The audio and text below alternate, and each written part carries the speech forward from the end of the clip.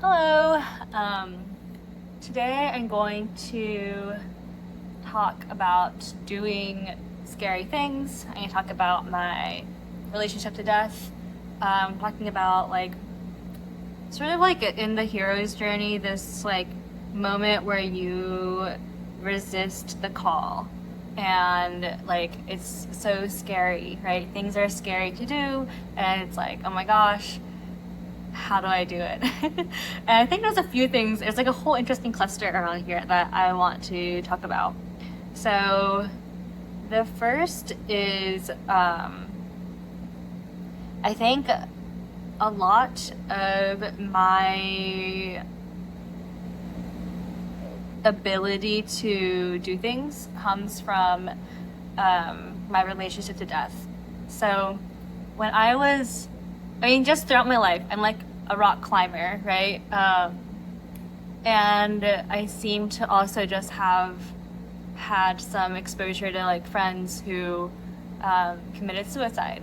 But I personally have also gotten in some accidents because I tend to run around and like get into weird situations where I'm like, I don't know, like mostly like rock climbing, right? I'm just like scrambling around and I'm like, oh crap, I'm in like a dangerous situation. Or I'm traveling around and I'm like, oh, this is a little sketchy. And so I like tend to get into situations that are kind of scary. And I think like because of that, I've actually had a few, like I'm also like a little bit I'm like too open-minded for my own good.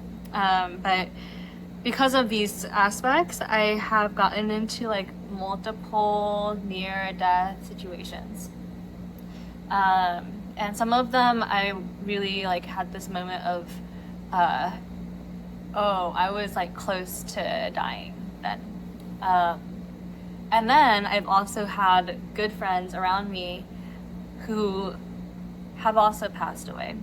And I've also been present to other close loved ones who got into near death accidents.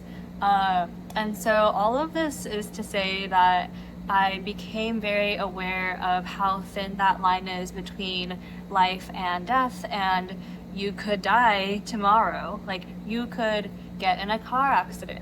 You could, um, yeah, it could be like a freak accident. Maybe you're not even doing something, like you're not even traveling alone, or you're like not even doing an extreme sport. You just happen to um, drink too much or something. And realizing that how thin that line is between life and death, I think the response is not to live in fear and be like, I can only do safe things. Because, like, driving is scary, like, or driving is dangerous. Just leaving your apartment is dangerous. And you can just die in your apartment anyways. And I think the response is not to be, like, really scared and anxious, but instead to reflect on, like, if you died tomorrow, how would you feel? And yeah, like that was how old you got, that's the number of experiences you got, this is where your life ended. Um, and just sit with that and see how it feels. Um, so, um, there's also this great thought experiment, which is that you envision that you have died and you are now in the afterlife and you're at this like dinner party, and at the dinner party are all of these different like versions of you. Like it's a dinner party with you and your other versions, like your other lives that you led in parallel like timelines. And you look around the dinner table and you go, who is really cool? Like, who do I want to talk to? Who do I want to avoid? I'm like, oh gosh, like, she really makes me feel like she really got lost. She really didn't make it. I don't know. Like, what are like the lives that you want to pursue? Which one, who is like the person you're like, wow, like, this version of me really like lived up to their potential. And what is it that like brings that out in them? And this is actually an interesting thing, side note that I did one time last year. I like was talking with Claude and I gave, or like AI, and I gave it my life, like brief, summary of like my life events up till now. And then I asked it to project my life into the future, like 30, 40 years. And you know what? I like, and then it gave me like this is a natural extrapolation of your life events up until now into like your like, let's say you live to 100. This is what it looks like. And then I was like, like I don't know if I like this. And so I tweaked it and I like said, hey, can you make it more interesting or more dramatic? Can you give me alternate versions? And they gave me alternate versions, and I was like, wow, I like this one. And I actually sort of had this sense of, these are the elements that I want more of in my life. This is how I want to sort of veer the trajectory of my life to have more of these like elements. And for me, I wanted a life that was like more magical, and inspiring and like yummy to my imagination. So I do think that I've actually taken steps in my life to like get closer to that life timeline. Okay, going back a little bit to the whole resisting the hero's like the call of adventure or something. I think there's a few things for me that come to mind. One is that the fear doesn't go away. However,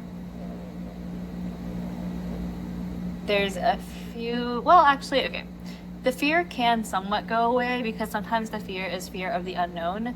And what happens is, well, while you fear scary things in the unknown, there's also like a lot of helpers in the unknown. And as you take steps towards the, like steps through the fog, things start to clarify, and like all of these unknown helpers also emerge, and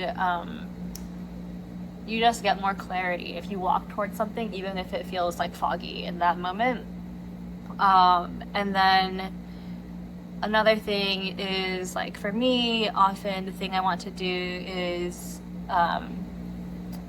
it can be larger than myself, and that is really helpful, where I'm like, this is actually not about me and my fear. This is like a larger thing that is more important. It's like important to multiple people that will like kind of bring me along, because it's not just my emotions that play here. And then another interesting thing is like, sometimes for me it feels like certain things must happen, and the importance of that event happening, or that imagined vision coming to fruition or coming to life, is more important than my fear. And so it actually has a life of its own and emerges through me.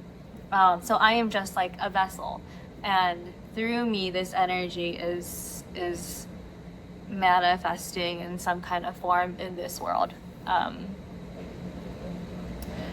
Let's see.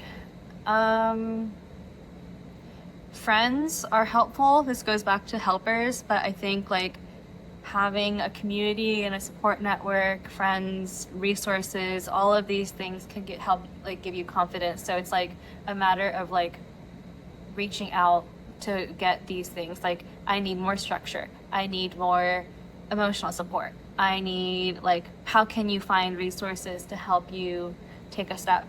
I think sometimes there's like a freeze response, and for that, I think the answer is very much to melt it in love. And if you can and for me, when I talk about like something being more important than me, like I guess it's out of love for some kind of vision or mission, like some kind of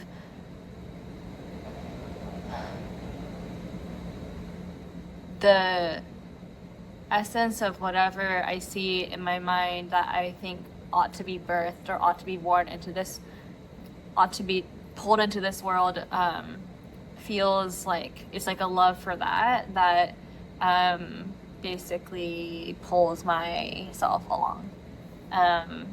So sometimes by the time I do something, it feels totally inevitable. So yeah. What else?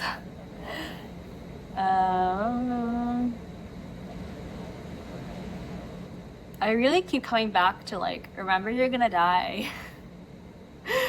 Like I like am aware of death's presence around me. Not all the time, but like it's actually quite helpful because it reminds you like, oh, if you died tomorrow, what would you regret? Like what would you wish you had done? I think I've talked about Viktor Frankl a bunch of times, but like if you had already lived once and you messed it up and now you're living a second life, how would you live it?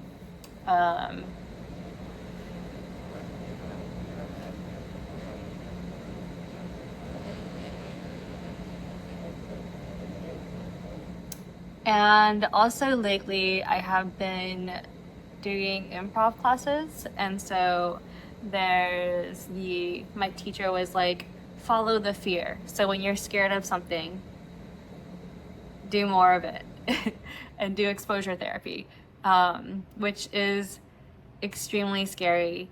But I agree that through exposure therapy, it really helps you. It like titrates the fear over time, and you are more and more able to have this muscle of going after what you want. And yeah, I mean, that's over 10 minutes. So thanks for listening, guys, and see you next time.